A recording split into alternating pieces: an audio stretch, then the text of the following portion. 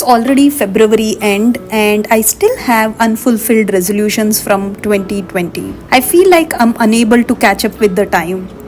Although I turned 33 recently, I still feel like I'm 30 at heart. But the new grey hair and back pain doesn't allow me to believe my heart.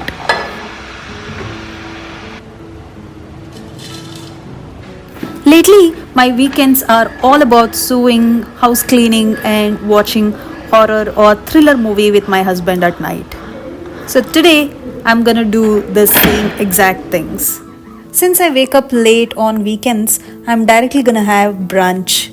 Let's just label it as intermittent fasting. I'm gonna have Turkish tea for a change. I'm going to have some methi paratha with cucumber, curd, and pickle. If you love garlic, then you should give this a try. This also tastes great with hot rice and ghee. Full stop. Can't believe I live in your thoughts. I think about you all the time, morning, evening, and midnight. Such a wonderful delight. After having comfort food, it's time to do what I love doing, sewing. So I had remaining fabric from the dress that I made recently, so I thought why not make a top out of it. I will be making a shirred top because it's easy and also looks cute.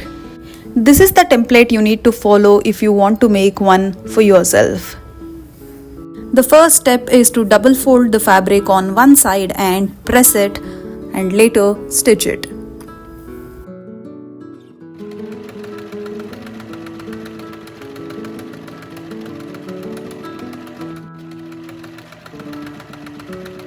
The second step is to mark horizontal lines with half-inch distance on the right side of the fabric. I repeat, on the right side of the fabric.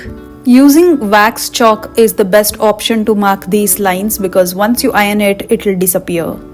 The shirring effect is created by elastic thread. So in the bobbin, you're gonna wind your elastic thread with hand. Make sure not to stretch the elastic thread. This is not the place to show your anger or impatience. This is the only step that is different from a regular stitching. Other than this, everything remains the same. Your top thread, the tension, or the stitch length.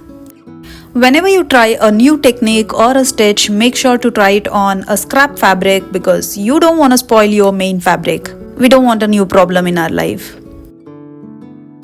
Once you're done winding the elastic thread, insert the bobbin to your bobbin case and let's get shirring. Start stitching on the lines that you marked. Forgo. Give up everything that I own. Yeah, I'd give it all up now just to be with you somehow. Unexpected love was found. You're the rose in a garden, and it shows if I'm honest. You're the leaves in mid. This is what it looks like after stitching few rows. I mean, look how pretty it is. I love the detailing of shirring effect. Disclaimer, this takes quite a bit of time, but it's fun seeing how it all comes together one row at a time. Meanwhile, I received some packages from Amazon and Flipkart, so let's open it up. The first thing I have is something I had in my wish list from a really long time. I felt like the price was a bit too much for a small scissor. I mean, it's 500 rupees. But it's cute, so I ended up buying it. It's so easy to make girls buy stuff. Just make it cute and they're gonna eat that shit up. Anyway, this is the prettiest sewing tool that I own now. I'll be using this to snip thread and to cut notches. The next thing I have is fabric shears. The one that I have is pretty old, so it was high time I bought a new one. Also, I bought it in golden color to match my small scissor.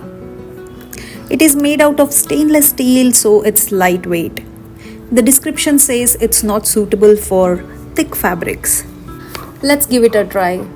It did pretty good job with cotton, organza, satin. So I definitely like it and recommend it for lightweight fabrics. The last thing I have is wax chalk. I had some points remaining on my Flipkart account, so I randomly ordered this. I would any day prefer wax chalk over a regular chalk. All you have to do is just iron it and the marking will disappear.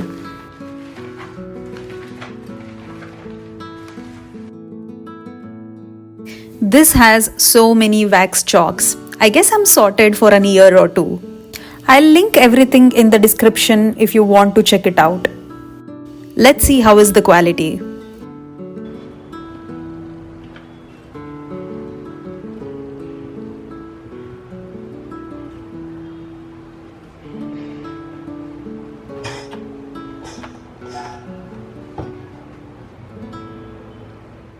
Time to get back to sewing.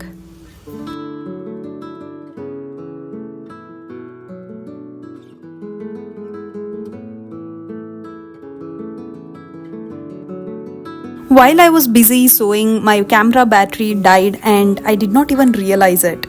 So obviously I have not recorded few of the steps. Once you're done with shirring, fold it and stitch it on the sides. After that, double fold the edge and stitch it. And then you have to add your straps on the front and back by leaving 3 inch from the sides. The last step is to steam iron it so that the stitches will shrink a bit and makes it more even and perfect.